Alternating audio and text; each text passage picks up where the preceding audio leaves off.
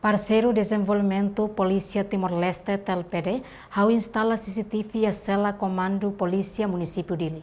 Lihúcia apoio Parceria Desenvolvimento Polícia Timor-Leste, TLPDP, ba Comando Polícia Município Dili, a instalação CCTV e a cela Comando Polícia Município Dili segunda-feira semana né. Comandante Polícia Município Dili, Superintendente Chefe Henrique da Costa Hateten, instalação CCTV né, atuazura monitor no controla área de detenção. Hoje ihaduni companhia ida nebema ka hetan contrato hosi parte TLPDP ini seramai halona halona instalação by CCTV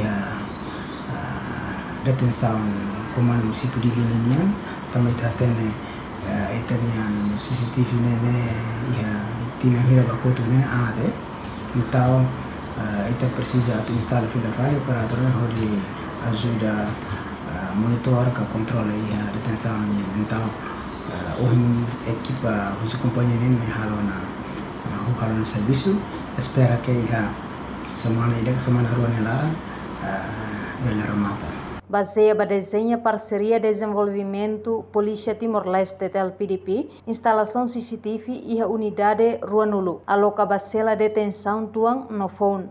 Reportagem Araza Vera Televisão Timor-Post.